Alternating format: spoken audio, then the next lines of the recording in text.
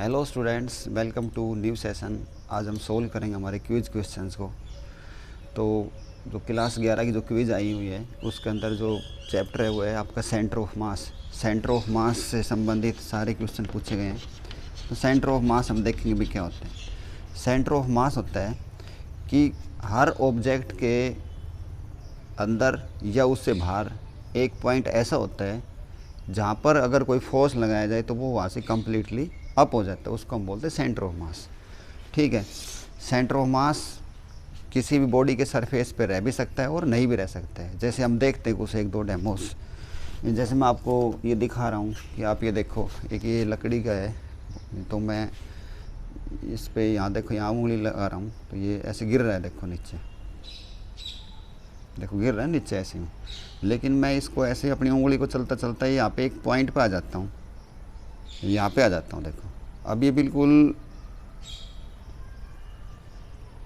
देखो दोनों तरफ से बराबर है। तो ये जो जहाँ पे मैंने पकड़ा हुआ वो इसका सेंटर ऑफ मास है, ये है इसका सेंटर ऑफ मास। अब देखो बच्चों, मैं इसको मान लो यहाँ से पकड़ूँ तो क्या हो, देखो ये ऐसे गिर जाए, तो इसका मतलब यहाँ पे इसका सेंटर ऑफ मास नहीं है। जहाँ पे मैंने निशान लगाया वो इसका सेंटर ऑफ मास है। अगर मैं इसको यहाँ से पकड़ूंगा तो ये कम्प्लीटली अप हो जाता है, इसको हम बोलते हैं सेंटर ऑफ मास। ठीक है, समझ में आ गया सेंटर ऑफ मास। तो हर बॉडी का सेंटर ऑफ मास अलग अलग होता है।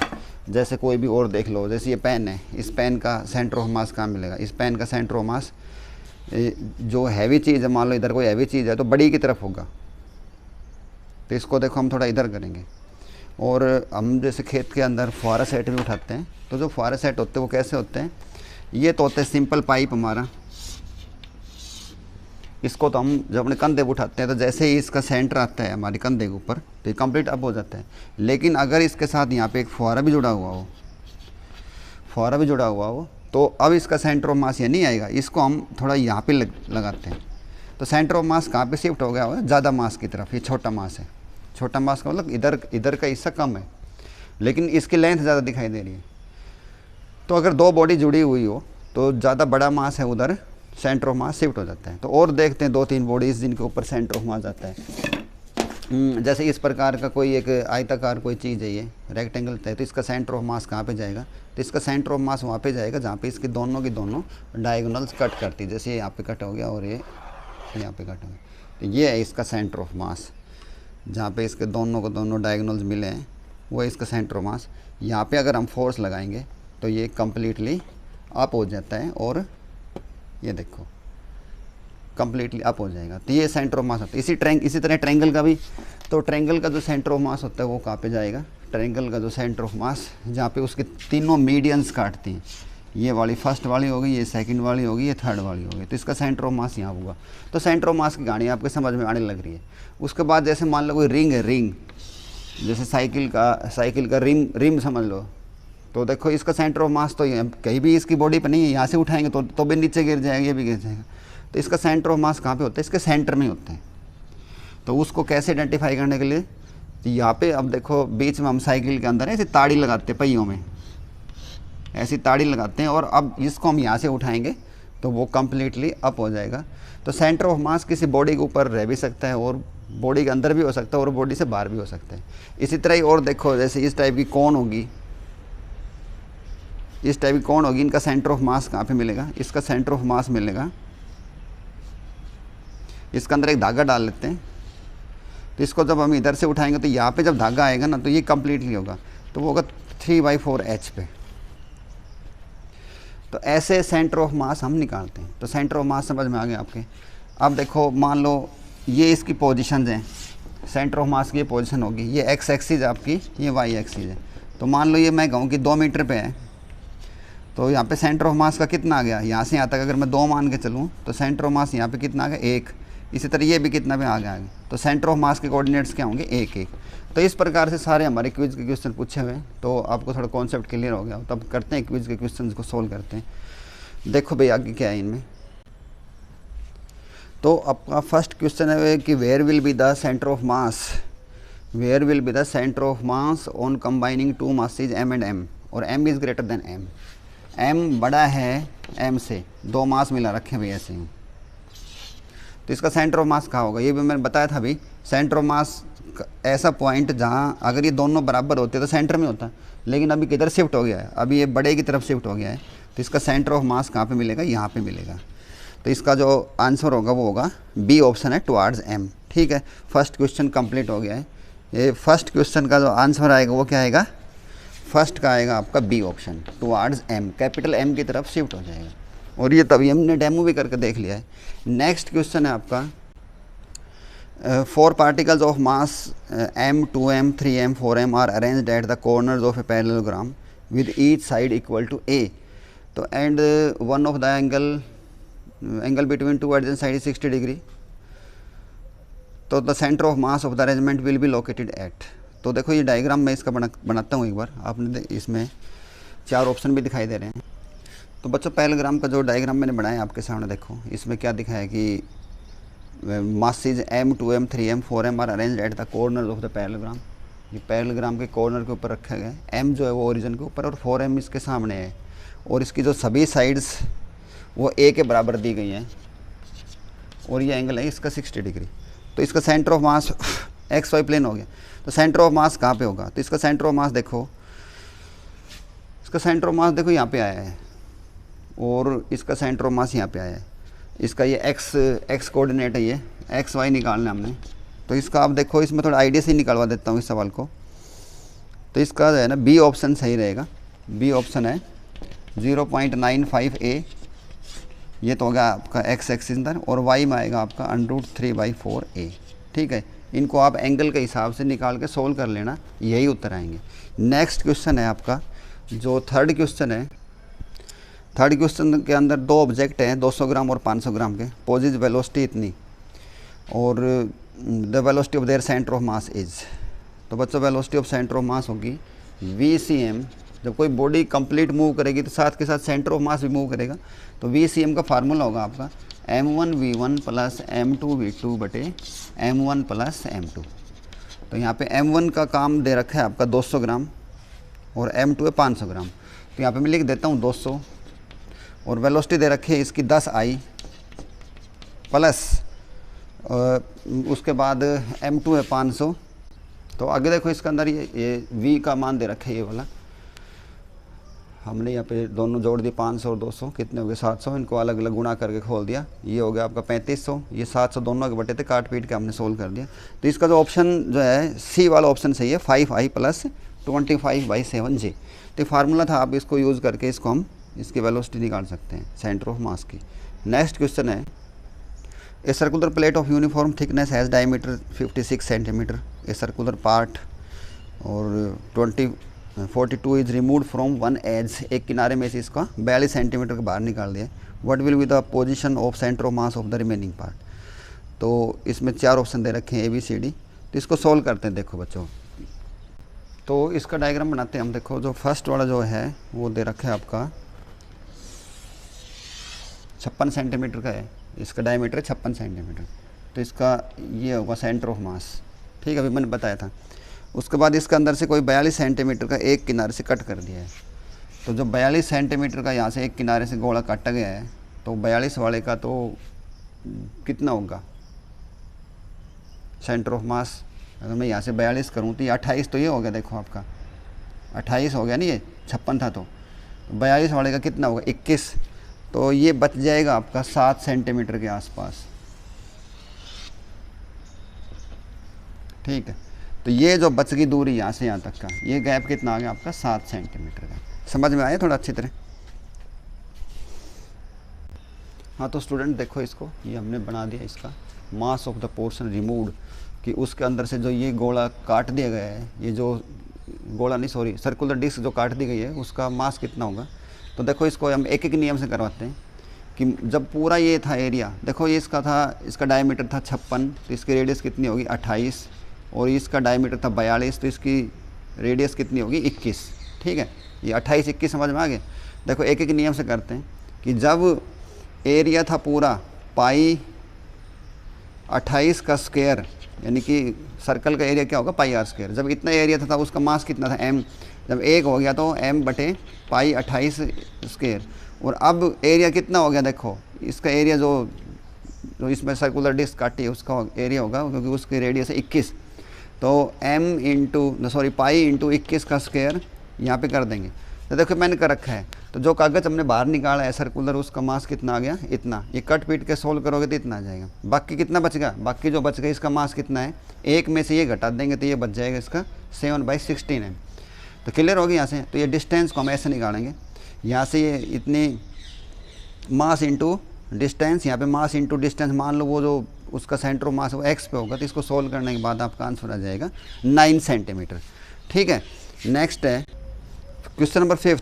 4 identical spheres each of mass m are placed on the corners of a square of side 2 metre taking the point of intersection of the diagonals at the original, the coordinates of the centre of mass are. तो इसके अंदर दिखाया बच्चों की कोई square है, उसकी side 2 metre है, उसकी सभी साइड्स कितनी है, 2 मीटर की है, और इनको ऊपर कुछ गोले रखे हैं m मास के। यहाँ पे m मास के 4 गोले रखे हुए हैं, कितने भी रख दो जी। Taking the point of intersection of the diagonal as the origin, ये अभी इसके डायगोनल्स हैं, ये इंटरसेक्शन होगा। वो कहता है कि इसके जो जहाँ पे इंटरसेक्शन हुआ है ना, उसी को ओरिजिन मानो आप।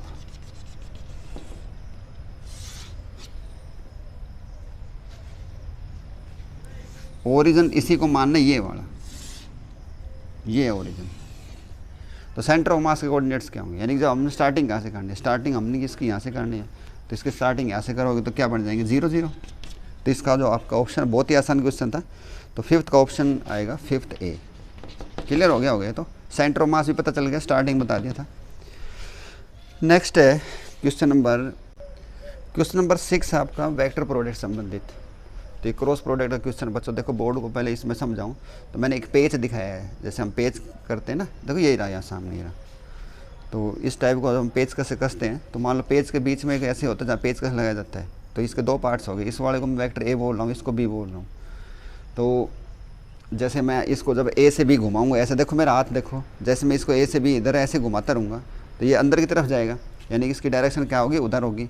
और जब मैं इसको इधर करूँगा तो ये बाहर की तरफ आएगा। ठीक है, तो अब वो कहता है कि क्वेश्चन के अंदर कि ये दोनों A क्रॉस B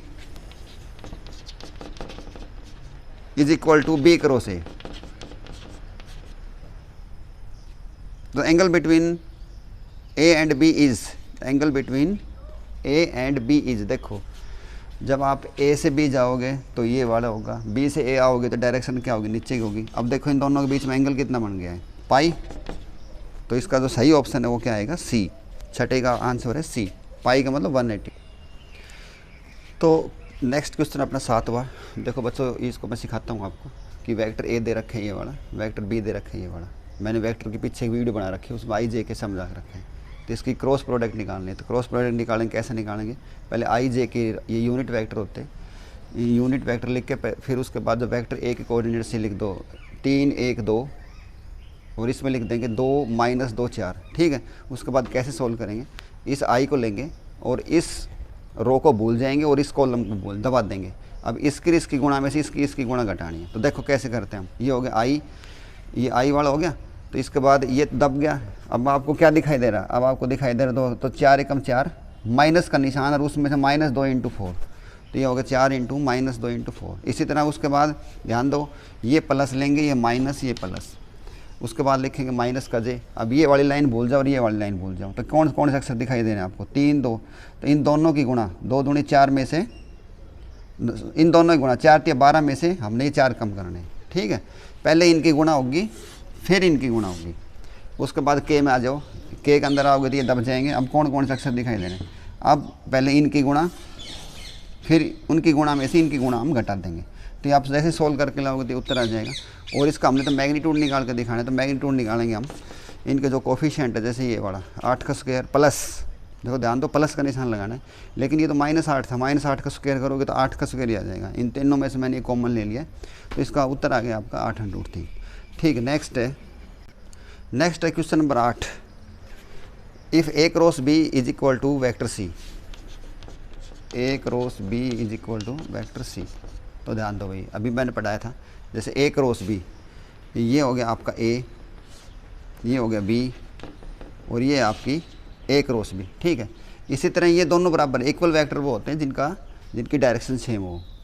ठीक है, पैरेलल हो एक दूसरे के। तो ये आपका वेक्टर C हो गया। ये आपकी ए क्रॉस बी होगी। अब इसमें 4 ऑप्शन दे रखे हो, देखते हैं भाई। वो कहता है कि सी ए के परपेंडिकुलर हो सकता है। हाँ भाई, सी ए के परपेंडिकुलर हो सकता है, क्योंकि अगर ऐसे हो, ये ऐसे हो, तो ये इसके परपेंडिकुलर हो सकता है। इसी तरह बी के भी हो सकता है भाई, और ए प्लस बी को जोड़ोगे तो भी एक वेक्टर ही आएगा, उसके भी हो सकता है। लेकिन अब देखो डी ऑप्शन कहता है कि क्या सी ए क्रॉस बी के परपेंडिकुलर हो सकता है। भाई ये इसके परपेंडिकुलर तो कभी नहीं हो सकता, ये तो पैरेलल में है। तो इनमें से रॉन्ग स्टेटमेंट छांटनी थी, तो 3 सही जवाब है, तो डी ऑप्शन इसका गलत है। तो C perpendicular A cross B नहीं हो सकता है। नेक्स्ट क्वेश्चन हम खुद ही कर लेंगे। जैसे एरिया ऑफ पैरेलग्राम निकालना हो, अभी हमने निकाल कर दिखाई थी क्रॉस प्रोडक्ट। कोई पैरेलग्राम है, question number 9, the area of parallelogram represented by the vectors. 2 vector दे रखे हैं, तो इसका एरिया क्या होगा। तो इसका एरिया आएगा आपका, इनकी क्रॉस प्रोडक्ट निकाल दो। तो बच्चों जो पैरेलग्राम दे रखा है उसकी साइड्स दे रखी हैं, vector A is equal to 2i + 3j और b is equal to i + 4j। तो इसको हम कंप्लीट कर देते हैं इसे, ये बन गया आपका इतना। ठीक है, तो हम जब भी इसका एरिया निकालना हो तो इसकी इन दोनों की क्रॉस प्रोडक्ट कर निकालेंगे। तो ए क्रॉस बी, तो देखो पहले ऊपर i j के लिख दो। ठीक है, उसके बाद ए के कोऑर्डिनेट्स लिखो 2 3, इसमें k नहीं है तो k की जगह क्या लिख देंगे, 0 लिख देंगे। इसी तरह बी में आ जाओ, बी में है 1 4 0, 1 4 0 लिख दिया मैंने। उसके बाद कैसे सोल्व करेंगे, देखो सबसे पहले i, तो इसको भूल जाओ और इसको भूल जाओ, इसके गुणा इसके साथ। पहले ये वाला काम करेंगे, ये होगी 0 - 0। ठीक है, ये था आपका 2 और 1 था ये। उसके बाद इसमें आ जाओ जे में, अब जे वाले दबा दो। जैसे जे वाले ख़त्म कर दोगे तो कौन कौन से बच जाएंगे, एक तो ये 0, कौन कौन से 4 अक्षर दिखाई दे रहे हैं, इसकी गुणा में से इसकी गुणा घटा दो, तो ये होगी आपकी, ये भी 0 उतर आ जाएगा। उसके बाद k की बारी आती है, तो ये था आपका 3। अब k की बारी आती है तो इसको दबा देंगे और ये हट जाए। अब ये अक्षर देखो, 2 एकम 2, माइनस का निशान, इसमें से क्या घटाएं, ये 2 - 3, इनमें एक माइनस तो नहीं है कोई। तो आगे देखते हैं, इसको हम सोल्व करेंगे। तो ये बन जाएगा आपका इस प्रकार से, देख लो एक बार फिर। आई को 2 ये दबाने तो आगे होंगे नहीं वाले, देखो 3 के 0 के साथ करोगे तो 0, 4 के करोगे तो 0 0। उसके बाद जे वाला देख लो भाई, माइनस का निशान लगाना है। तो 2 के 0 के साथ करोगे तो 0, माइनस 1 के 0 के साथ करोगे तो भी 0, 0 - 0, ये भी 0 है। अब आती है बच्चों आपकी k की बारी। k को इसको ऐसे दबा लो यूँ, ये अक्षर आपको दिखाई दे, 4 दूनी 8, 8 - 3, तो आपका कितना उत्तर आ गया, आपका उत्तर आ गया है 5k यूनिट। तो ये आपका एरिया ऑफ पैरेलग्राम भी हो गया। तो ये था आपका क्वेश्चन नंबर 9 कंप्लीट हो गया है। इसका सही आंसर है आपका 5 यूनिट्स, डी, 9वें का डी। ये 9th क्वेश्चन था, 9वें का डी हो गया। उसके बाद लास्ट बच गया आप। तो लास्ट क्वेश्चन है स्टूडेंट्स अपना, ये क्रॉस ये किसके बराबर होगा। तो देखो इनको हम पहले क्रॉस के हिसाब से देखते हैं। इसके साथ क्रॉस करके लिखो, यहाँ पे क्रॉस है तो क्रॉस ही लगाओ। फिर इसके साथ है तो माइनस का निशान इसके साथ क्रॉस होगी। फिर बी का नंबर आया तो बी क्रॉस ए, फिर माइनस बी क्रॉस बी। ठीक है, अब देखते हैं यहाँ पे कि ए क्रॉस है, किसी वेक्टर की उसी वेक्टर के साथ क्रॉस प्रोडक्ट 0 होती है, क्योंकि क्रॉस प्रोडक्ट का जो फार्मूला होगा आपका A B sine theta into angle. तो डायरेक्शन आती है यहाँ पे। अब देखो तो दोनों पैरेलल हैं, पैरेलल का मतलब सेम डायरेक्शन में है, तो एंगल कितना 0 डिग्री और साइन 0 कितनी होती है 0। ये तो कैंसिल होगा, इसी तरह ये भी कैंसिल आउट हो गया, 0 होगा। अब देखो ये 2 लिख रखी है, एक ये वाला हो गया, एक ये वाला हो गया। जो क्रॉस प्रोडक्ट होती है वो एंटी कम्यूटेटिव होती है, तो इसको मैं ऐसे लिख दूँ, इस माइनस को हटाऊँगा तो ये क्या बन जाएगा, बी क्रॉस ए बन जाएगा। और दोनों को जोड़ोगे तो कितना होता जाएगा, बी क्रॉस ए। तो इस जो 10वां सवाल था अपना, इसका सही ऑप्शन है आपका 10वें का है 10D। तो उम्मीद करता हूँ स्टूडेंट्स आपको मैंने जो क्विज के क्वेश्चन सोल्व करवाए आपको कुछ समझ में आए होंगे। अगर फिर भी कोई समस्या है, कोई प्रॉब्लम है तो आप मेरे को कमेंट में लिख के ज़रूर अवश्य बताएं। थैंक्स।